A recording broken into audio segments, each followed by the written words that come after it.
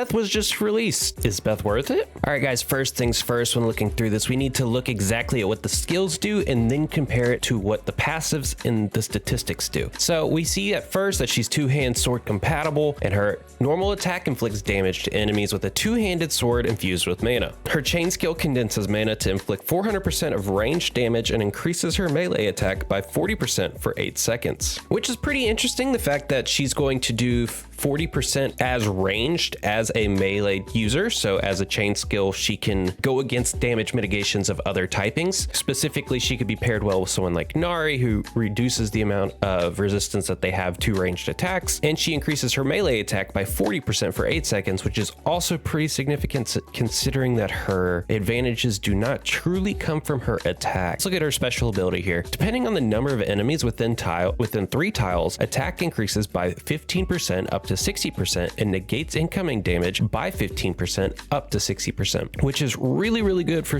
Coliseum, guys. 3 tiles is actually pretty significant range, and if she's getting on that backline, she's potentially doing anywhere between 45 and 60 at the beginning of a match, I would imagine, maybe as low as 30, and you are very, very unlucky if you're getting her down to 15, and you should rethink your positioning of her. If we look at her attack statistics with the awakening ability included, so if we turn off the awakening stones here, oh man, it gets pretty bad, guys. It gets pretty bad. 488 attack compared to 771. 771 is already very rare, and the difference between the two is she's primarily a defensive, like, bruiser type of champion. You could see her very similar to how you see someone like a Marina, even though that her defense is incredibly low compared to her. So maybe you could see her as kind of like the improved version of a Shapira and how she may play out in terms of her survivability. Another thing to note here is this party attack of 50% melee is incredibly good, not only for herself to put her within relevance,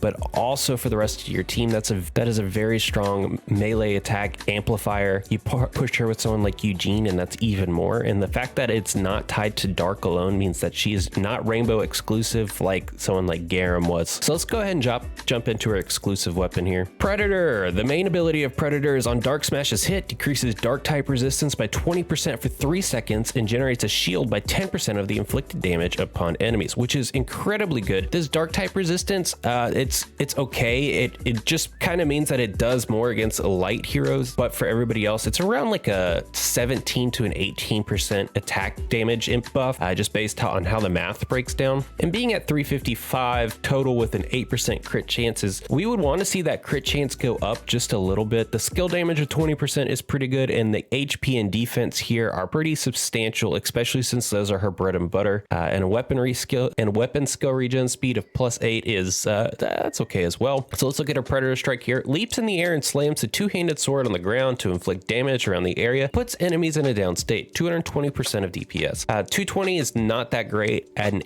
8-second regen is incredibly low for something like that. So her weapon skill in itself isn't why you're going after this champion. It's all about this shield passive right here. Getting a shield of 10% of the inflicted damage upon enemies is pretty important. It'll help you survive a bit, especially if they leave you alone without taking damage. So overall, her kit's pretty strong. Let's go ahead and figure out how exactly she scales from early to late game. All right, so here we can see that her changes over time are pretty par for the course. She gets an additional 58% of her attack when using Awakening Stones, an extra 40% when using HP, and as you can see, those are pretty close to the center with 49 heroes in the game at the moment. So let's look at how this charts, starting with HP here. So as we can see, Beth is starting out pretty low in terms of her impact at base.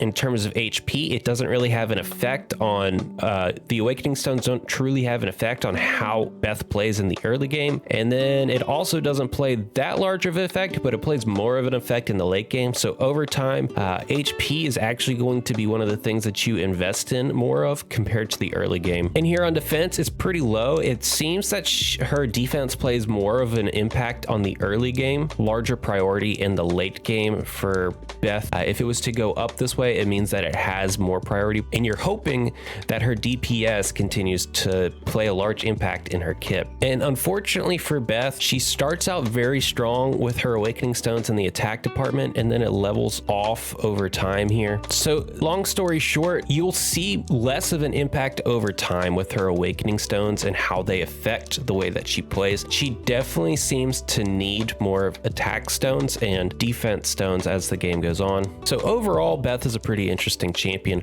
Let's go ahead and look at something interesting here. Give a big jumping shout out to our jumping friend Golden Boy here. As we can see by the attack that you see looping on screen, Beth has 4 unique multipliers that's applied to her attack animations. The first being 0.91 of her attack, the second being 0.11. Her first skill animation that we're breaking down actually comes 3 parts, but when you sum those parts together, it's 0.91% attack modifier. Her attack 2 is a 1.1, and then her 3 and the 4 are the same types, the up down swipe at a 0.91 as well. And it takes her about 2 seconds to go through that whole cycle, which gives her a multiplier of 1.915 of her attack per second that she is attacking. Now, if we were to compare the difference between with and without her exclusive, just the passive evolved in the exclusive itself, at level 69, the weapon breaks down to about 251 damage per second. That the predator weapon is actually adding to